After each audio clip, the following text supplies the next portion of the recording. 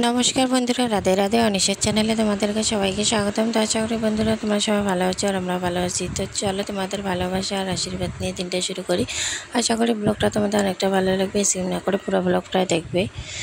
তো যে যেখান থেকে দেখতেছো আমার পরিবারে জয়েন হয়ে যাও আর আমাকে সাপোর্ট একটু ভালোবাসা দিও। তো বন্ধুরা, আমি একটা কথা ভুল বললাম যে আমরা ভালো আছি, আমরা একটুও ভালো নেই। কারণ আমাদেরকে তো দেখতেইছো, আমি তো ডেলি ব্লগ দিয়েই যাচ্ছি।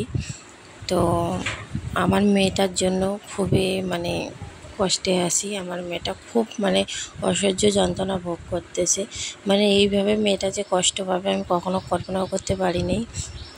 মেয়েটার প্রথম তো একটা ফোঁড়া উঠছিল মাথার মধ্যে, তো একটা ফোঁড়া দিয়ে এখন শরীর একবারে গুটি গুটি গুটি গুটি উঠে গেছে, আর ওগুলো পেকে পেকে যাচ্ছে আর রস বাইর হয়ে যাচ্ছে। তো এই গরমের মধ্যে মেয়েটা এত যন্ত্রণা পাচ্ছে, কি আর বলবো। খুব কষ্টে আছে মেয়েটা, খুব কষ্টে আছে। এরকম করে আর কষ্টে কেউ থাকে না। বড়রা হইলে এতক্ষণ চিল্লায় টিল্লায় জান দিয়ে দিত, কিন্তু আমার ছোট মেয়েটা তবুও নিজেকে অনেকটা কন্ট্রোল করতেছে। তো কি বলবো বলো তো, আমাদের জানি না আমাদের যে কী হলো, আমি নিজেও বলতে পারতেছি না। মেয়েটা আমার সত্যি খুব কষ্টে আছে, খুব দুঃখে আছে। এরকম যন্ত্রণা সহ্য করার মতন ক্ষমতা শক্তি যে ওকে ভগবান কী করে দিয়েছে, সত্যি খুব সহ্য করতেছে। এত ব্যথা, রক্ত বেরিয়ে যাচ্ছে, তারপরে রস বেরিয়ে যাচ্ছে, এই গরম তাপের মধ্যে সব কিছু ও সহ্য করে যাচ্ছে। তো যাকে আমাদের বাড়িতে আসছে মাসি, তো মাসির এই যে জামা কাপড় কয়েকটা আছে কলে পারে ভিজিয়ে রাখছে, আমি কেচে দিচ্ছি। তো মাসি বলতেছে ঠিক আছে, তো রান্নাটা আমি করে দিচ্ছি, তুই যখন কাপড়গুলো কাচতেছিস। তো আমি এদিকে তো ওর কাপড় টাপড়গুলো কেচে দিচ্ছি, আর ওইদিকে আমি ভাত বসাই দিয়েছি, ভাতটা আমার হয়ে গেছে। তো সবজি কাটতে দিয়েছি মাসিকে, তো মাসি বলছে ঠিক আছে আমি করে দিচ্ছি তোর এগুলো। তো বাচ্চাটাও ক্যাচাল করতেছে, দেখতেছে। তো মাসি আমাদের কালকেই আসছে, তো দেখতেই পাচ্ছ তোমরা। তো এর আগেও মাসিকে দেখেছো। তো এখানে যে সজি কচু আছে, সজি কচুর ডাল বানাচ্ছে, তারপরে যে তিত করলা ভাজি। তো আমি যে কচু পাতাগুলো যে আছে, কচু পাতাগুলো বানাচ্ছি আর কি। বলতেছে কচু শাক খাইতে ইচ্ছা করতেছে, তো আমি কচু পাতার ভর্তা বানাচ্ছি। আমরা এগুলো প্রায় সময় খাই, ভালো লাগে খেতে। তো কখনো যদি সবজি টবজি না থাকে, এগুলো কিন্তু গরম ভাতের সাথে খাইতে খুব ভালো লাগে।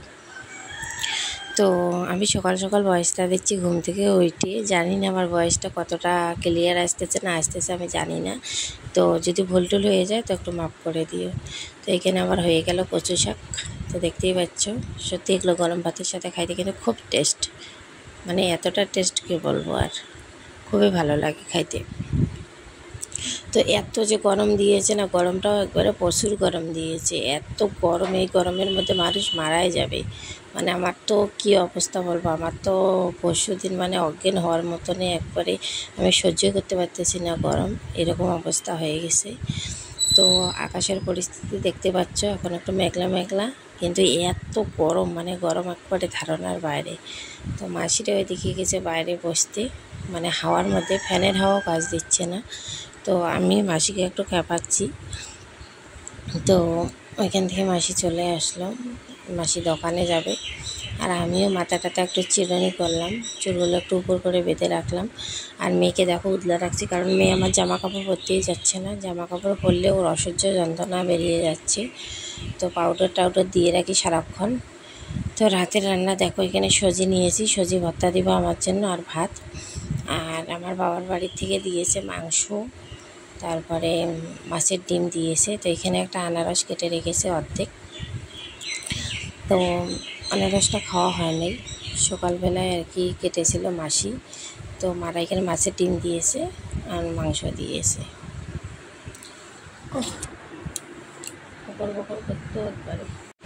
তো রাতে রান্না আর কি করব, তো ভাবছি শুধু একটু কচু ভাজি করবো আর বেগুন ভাজি করব। তো রান্নাঘরে আসলাম আমি 8:30 কি 9:45টার দিকে রান্নাঘরে আসলাম। আর এই দেখো মেয়ের অবস্থা কি, মেয়ের জন্য না কিছু করতে ইচ্ছা করতেছে না আর কি, শুধু মেয়েটা কেঁদেই যাচ্ছে, এত মেয়েটার যন্ত্রণা হচ্ছে। আর দেখতেই পাচ্ছ এই ঘাগুলো দিয়ে শুধু রস বেরিয়ে যায়। আর আজকে হঠাৎ করে আমার এমন আঙুল কেটে গেল, কি আর বলবো। তো বাচ্চাটা এত কষ্টে আছে, বলার ভাষা নেই, এত কষ্টে আছে। তো দেখো কি হয়ে গেছে মেয়েটার আমার দেখেও মানে ভাবলেও অবাক লাগে। তো এখন মেয়েটা ঘুমাচ্ছে তাই তোমাদের সাথে এগুলো শেয়ার করতে পারতেছি। মেয়েটা যদি না ঘুমাইতো এগুলো শেয়ার করতে পারতাম না। তো যাকে এখন কি করব, হয়ে গেছে, আমার তো আর কিছু করার নেই, তাই না? আমি তো ভগবান না যে এক নিমেষে সব কিছু মিটিয়ে দিতে পারবো। তো মেয়েটার কষ্ট হইলো দেখে যাচ্ছি, ভগবানকে প্রার্থনা করতেছি, দেখি ভগবান কি করে। তো ভালো লাগতেছে না আর কি, মেয়েটার জন্যই আর কি খুব অশান্তি লাগতেছে। তো আমার কথাই বাইর হচ্ছে না, মেয়েটার এগুলো দেখে না এখন আমার মানে বয়সটা যে দিচ্ছে আমার কথাই বাইর হচ্ছে, আমি কী বলবো, কিছুই বাইর হচ্ছে না। একটা সন্তানের যদি কিছু হয় একটা মাই বুঝতে পারে যে কতটা কষ্ট। তো আমার একটা সন্তানের না, আমার তিনটা সন্তানে একবার এর একবার ওর একবার আমার এরকম করে কিন্তু হয়েই যাচ্ছে একটার পর একটা। তো যাকে এখন ওর বাবু গেছে ডাক্তারে গেছে, এখন 9টা বাজে, আর আমিও রান্না চাপিয়ে দিয়েছি। তো রান্নাটা আমি করতেছি, দেখি তাড়াতাড়ি রান্নাটা করে নিই। রান্নাটা করে নেওয়ার পর ওকে আবার ওষুধ টষুধ লাগাইতে লাগবে। তো চলো, গুড নাইট।